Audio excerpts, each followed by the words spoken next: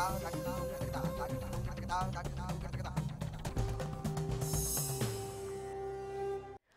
Haryana news देख रहे हैं आप और आपके साथ मैं हूं प्रतिमा दत्ता। शुरुआत इस वक्त एक बड़ी खबर से करते हैं। आपको बता दें कि इस वक्त की बड़ी खबर, खुलेआम आचार संहिता की धज्जियां उड़ाई जा रही हैं।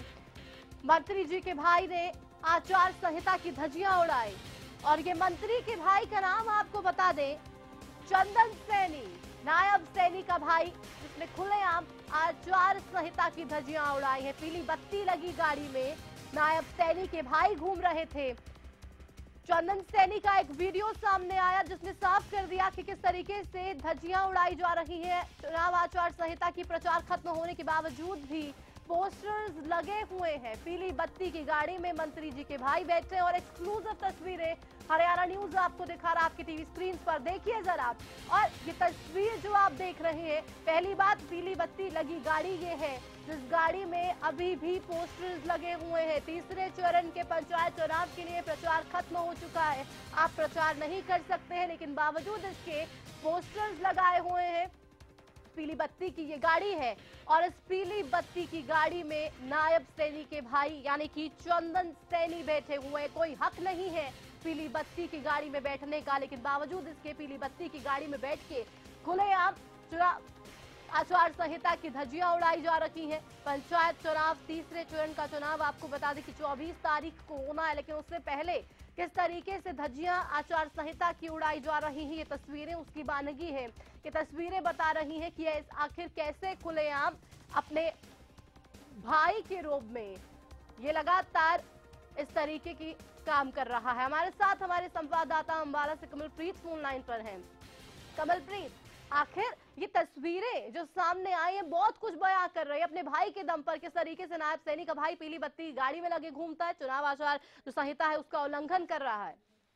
जी बिल्कुल, ये जो तस्वीरें हैं ये खुद बयान कर रही हैं कि आचार संहिता की जो धज्जियां हैं वो किस तरीके से उड़ाई जा रही हैं या सरकार में मंत्री पद का फायदा उठाया जा रहा है। हमारी समझ से परे है कि जब एक बार पहले ही शिकायत की जा चुकी है, पहले ही लाल बत्ती लगा करके गांव में घूमने की शिकायत जो है वो इलेक्शन कमिश्नर को दी गई, जिसके बाद उपायुक्त को जो है आदेश दिए गए कि इस मामले की जांच की जाए। उसके बाद दोबारा से लाल बत्ती लगाकर घूमना जो है वो कहीं ना कहीं दबंगई का परिचय देना है। जिस तरीके से लगातार एक के बाद एक वीडियो जो है वो वायरल हो रहे हैं, वो अपने आप में कहीं ना कहीं एक बड़ा सवाल जो है वो खड़ा करते हैं कि क्या प्रदेश में कानून व्यवस्था की परवाह नहीं है इन लोगों को, या ये बताना चाहते हैं कि ये जिस कुर्सी पे बैठे हैं वो कानून से ऊपर हो गई है। बिल्कुल, चलिए आप कमलप्रीत हमारे साथ बने रहिए। शिकायतकर्ता सुखविंदर नारा जी हमारे साथ फोन लाइन पर जुड़े हैं। सुखविंदर जी, आपने इस पूरे मामले की शिकायत की है, आखिर क्या कुछ यहाँ पे देखा गया? नायब सैनी का भाई चंदन सैनी क्या अपने भाई की वजह से ये सब कुछ आचार संहिता का उल्लंघन कर रहा है? जी देखिए, पहले ही मैं आपको बता चुका हूँ कि मैंने पहले एक शिकायत मंत्री जी के खिलाफ की थी। हाँ। जिसमें मंत्री जी के खिलाफ मैंने ये लिखा था कि उन्होंने आचार संहिता को उल्लंघन किया है। हाँ। बत्ती वाली गाड़ी का इस्तेमाल किया है। और आज सुबह आप देखिए कल चुनाव है और कोड ऑफ कंडक्ट के मुताबिक 48 घंटे पहले चुनाव प्रचार बंद करना पड़ता है। हाँ। लेकिन आज सुबह ही मैंने ये देखा कि मंत्री जी के छोटे भाई चंदन सैनी जी 44 गाड़ी में बत्ती लगा करके आगे बीजेपी पार्टी की झंडे लगा करके और पीछे उम्मीदवार का पोस्टर लगा करके प्रचार कर रहे हैं। तो ये सरासर सीधे तौर पर चुनाव आचार संहिता का उल्लंघन है ही। साथ में जिस गाड़ी के ऊपर बत्ती लगाई है उस गाड़ी पे बत्ती की परमिशन भी नहीं है। हाँ। तो वह जो बैकन लगाई है वो भी इलीगल है। हाँ। तो मंत्री अप्रत्यक्ष रूप से आप सीधे तौर पर नहीं जा रहे हैं, लेकिन भाई के माध्यम से अपना जो रौब है, जो दबदबा है वो कायम करने के लिए, वोटर्स को थोड़ा लुभावने प्रलोभन देने के लिए या कह लीजिए कि इम्प्रेशन जमाने के लिए अपने भाई को भेज रहे हैं। हाँ। और बत्ती वाली गाड़ी में वो भी जब आप प्रचार नहीं कर सकते, एक मंत्री को जब उसके खिलाफ शिकायत भी हो चुकी है, हाँ, चुनाव आयोग भी संज्ञान ले चुका है, उसके बावजूद भी एक मंत्री अपनी हरकतों से पीछे नहीं हटता। बिल्कुल, तो सुखविंदर जी आप ये आरोप लगा रहे कि जानबूझकर ये दोनों भाई मिलकर ये खेल रच रहे हैं ताकि जब चुनाव प्रचार थम गया है बावजूद इसके ये लोगों को अपनी तरफ लुभाने की तमाम कोशिशें करने में जुटे हैं। देखिए, मंत्री जी ने कुछ उम्मीदवारों को यहाँ पर समर्थन दिया है। हाँ। और पूरे हलके में, पूरे इलाके में विचार है, लोग ये कहते हैं कि अगर मंत्री जी के समर्थित उम्मीदवार हाथ में हैं तो कहीं ना कहीं मंत्री की साख जो है दांव पर लगी है। जी। और मंत्री जी कोई कसर नहीं छोड़ रहे हैं अपने उम्मीदवारों को जिताने के लिए। उनको डर है कि अगर एक भी उम्मीदवार हारता है तो उनकी साख जो है वो गिर जाएगी। पब्लिक कहेगी कि मंत्री जी का तो पब्लिक के बीच में कोई रसूख नहीं रहा। तो इसलिए हर तरह के जो भी वो कार्य कर सकते हैं प्रत्यक्ष या अप्रत्यक्ष रूप से वो कर रहे हैं। सरेआम आचार संहिता का उल्लंघन कर रहे हैं। मंत्री जी के लिए कानून तो की कानून के लिए कोई क्या चाहते हैं? आप क्या चाहते हैं? क्या कुछ एक्शन लिया जाना चाहिए सुखविंदर जी? मैं तो ये कहता हूँ कि पहली बात तो ये है कि जब एक मंत्री जिस तौर पर कानून की उल्लंघना करता है तो फर्स्ट ऑफ ऑल तो सरकार को चाहिए कि उनका इस्तीफा लिया जाए, उनको मंत्री पद से हटाया जाए।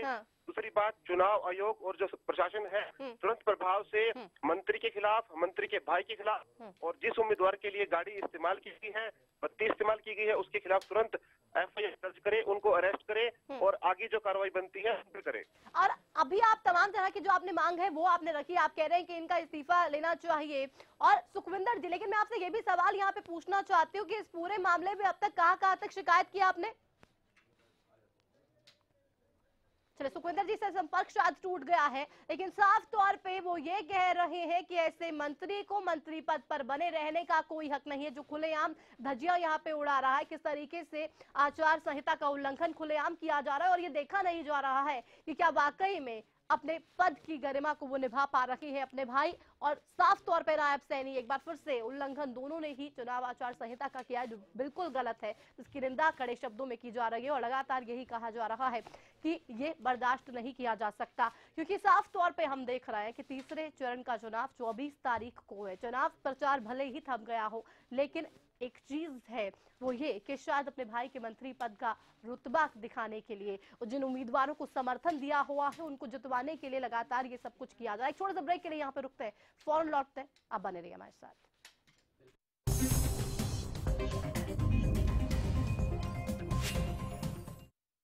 हरियाणा फ्रेश शुद्ध घी का नाम बड़ा, शुद्धता की कसौटी पर खरा, घर के घी जैसा स्वाद मन भाए, जो भी खाए तंदुरुस्ती पाए। हरियाणा फ्रेश एगबाग शुद्ध घी, स्वाद घर के घी जैसा। हरियाणा फ्रेश शुद्ध घी। एक इम्पोर्टेंट मैसेज, अगर आपको टीवी सीरियल्स देखने का शौक है तो जल्द से जल्द अपने घर में सेट टॉप बॉक्स लगाइए। क्यों? क्योंकि सेट टॉप बॉक्स लगाने की आखिरी तारीख निकल चुकी है। तो आप टीवी सीरियल्स कभी भी बंद हो सकते हैं।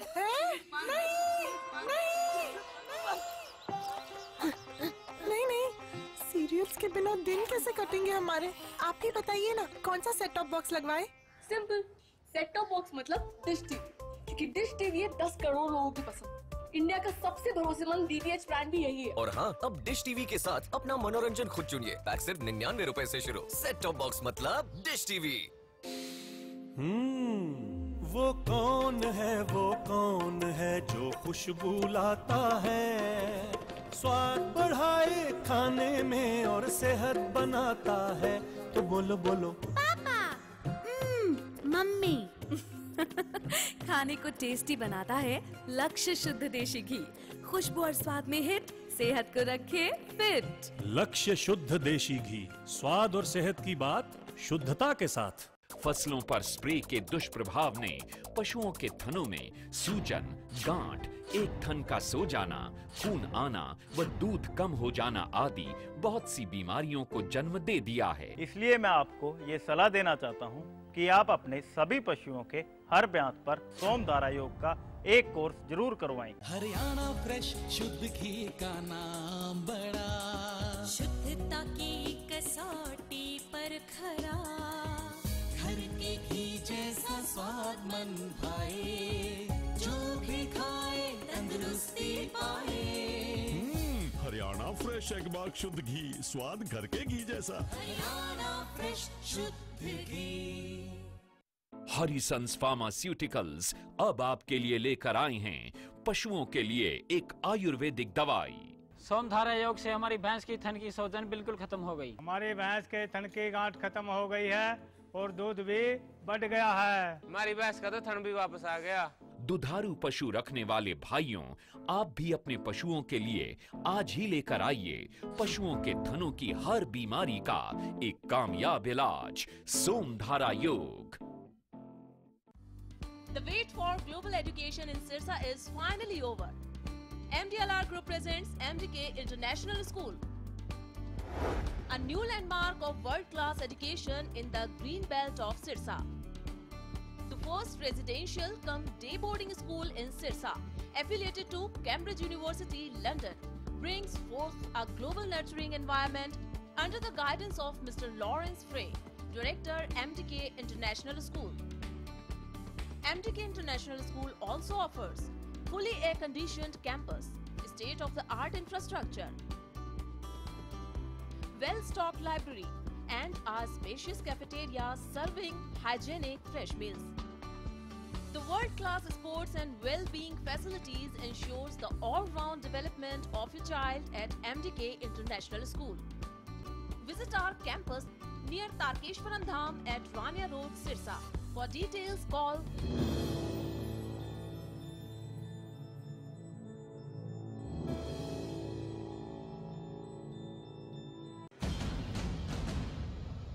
Breaking news. 10 सालों से हरियाणा का लोकप्रिय चैनल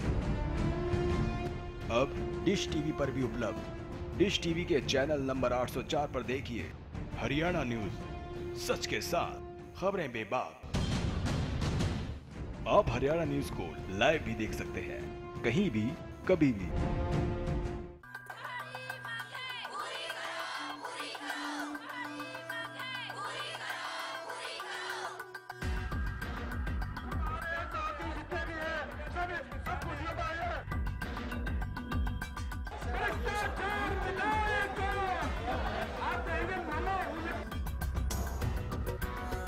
कितनी भी मेरी बहनें साथ में पटरी पर खड़ी हैं। हमारी जो मांग है के माध्यम से वो पूरी की जाए। किसानों के हित की बात करें, इसलिए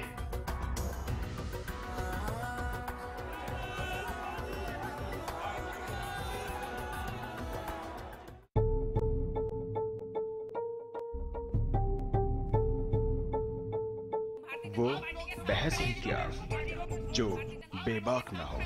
व्यवस्था में कितना सुधार आया, कैसे जस्टिफाई करेंगे आप? इतने लंबे समय तक सांसद रहे लेकिन अपने ही इलाके में हालात सही नहीं। मेरा अहम सवाल ये है कि क्या राजनीति करने से, वायदे करने से बदलाव आ जाएगा? वो तर्क ही क्या जो ठोस ना हो।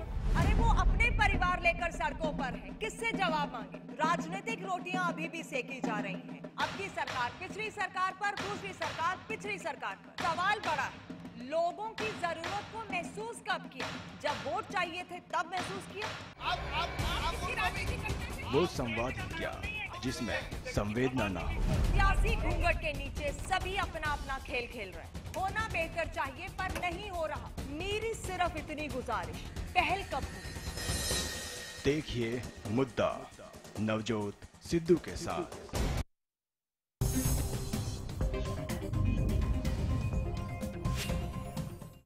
और इस वक्त सीधे एक बड़ी खबर का रुख करते हैं। आपको बता दें कि इस वक्त एक बड़ी खबर सामने आ रही है। दिल्ली से बीजेपी राष्ट्रीय अध्यक्ष पद के चुनाव से पहले बैठक हुई। हरियाणा बीजेपी की ये बैठक, और इस बैठक को काफी अहम माना जा रहा है। आपको बता दें कि बीजेपी के राष्ट्रीय परिषद के सदस्यों की बैठक दिल्ली में हरियाणा भवन में ये बैठक हुई। इस बैठक में कई बातों पर चर्चा। इसके अलावा प्रदेश से संबंधित राष्ट्रीय परिषद के सदस्यों ने तमाम मामलों पर चर्चा की है। बीजेपी अध्यक्ष अमित शाह के नाम का समर्थन प्रदेश बीजेपी करेगी, ऐसा सूत्रों के हवाले से खबर आ रही है। बीजेपी राष्ट्रीय अध्यक्ष पद के चुनाव से पहले हरियाणा बीजेपी की अहम बैठक हुई है। तो बीजेपी के राष्ट्रीय परिषद के सदस्यों की बैठक हुई है। आपको बता दें कि हरियाणा भवन में ये अहम बैठक हुई, जिस अहम बैठक में इसको लेकर चर्चा की गई तमाम बातों पर। हमारे साथ अनिल मोर हमारे संवाददाता भी जुड़ेंगे और उनसे हम तमाम जानकारियां लेंगे, लेकिन उससे पहले अपने दर्शकों को हम ये बता दें कि बीजेपी अध्यक्ष अमित शाह के नाम का ही समर्थन एक बार फिर से प्रदेश बीजेपी करेगी, ऐसा भी ऐलान किया जा सकता है और सूत्रों के हवाले से ये खबर आ रही है। सीधे दिल्ली का रुख करते हैं। हमारे साथ हमारे संवाददाता अनिल मोर जुड़ गए हैं। अनिल, ये अहम बैठक हुई और इस बैठक में सूत्रों के हवाले से ये भी खबर आ रही है कि अमित शाह के नाम का ही समर्थन प्रदेश बीजेपी करेगी।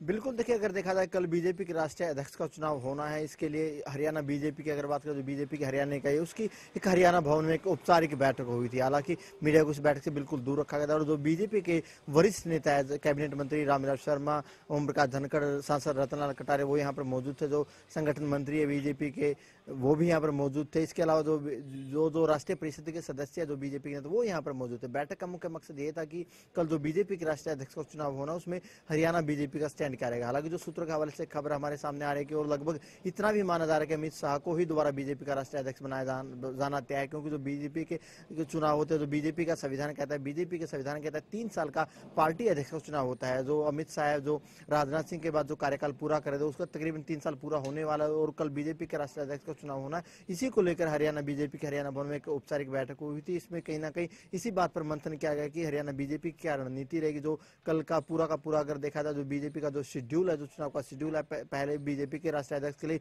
नामांकन किया जाना है, फिर नामांकन की वापसी होगी, फिर कहीं ना कहीं वोटिंग होगी और उसके बाद बीजेपी के राष्ट्रीय अध्यक्ष का चुनाव होना। उसको लेकर हरियाणा बीजेपी ने एक बैठक हरियाणा भवन में रखी थी। बिल्कुल अनिल, बैठक हरियाणा भवन में हुई थी और क्या कुछ माना जाए, क्योंकि आपने जिस तरीके से बताया कि लगभग ये तय है कि अमित शाह के नाम का ही समर्थन होगा यहाँ पर, और क्या कुछ और इसमें डिसाइड किया गया मीटिंग में?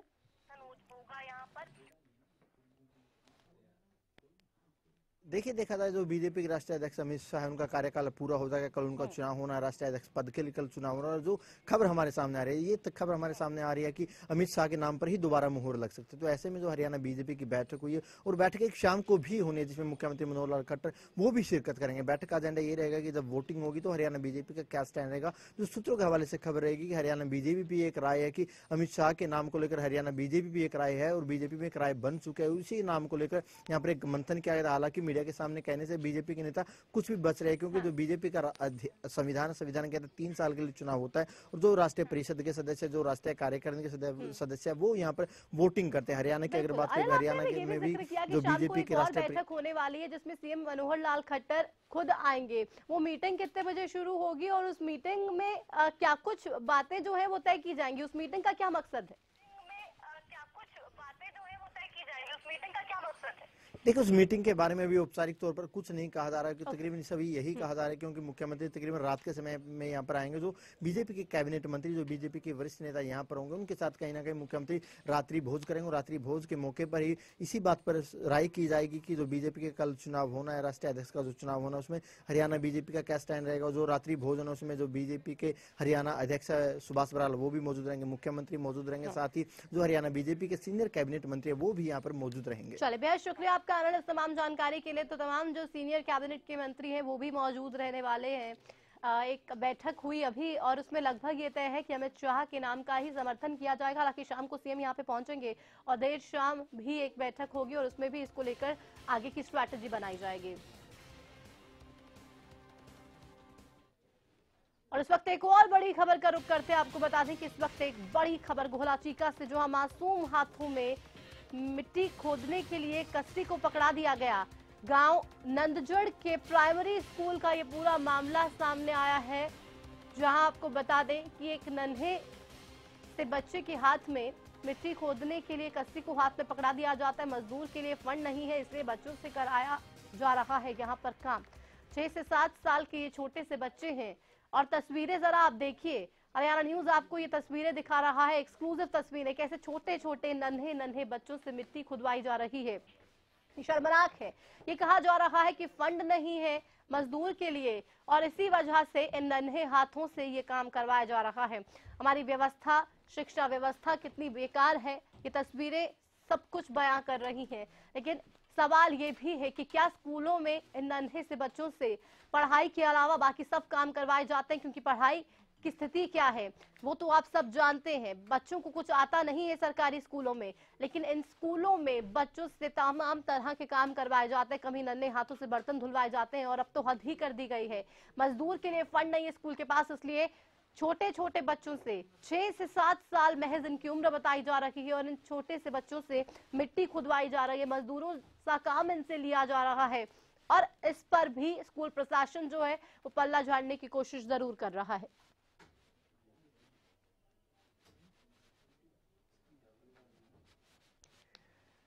तो आखिर स्कूल में ये सब क्या चल रहा है? शिक्षा मंत्री रामविलास शर्मा स्कूलों की स्थिति को सुधारने के दावे तो कर रहे हैं, लेकिन जमीनी हकीकत की तरफ देख क्यों नहीं रहे?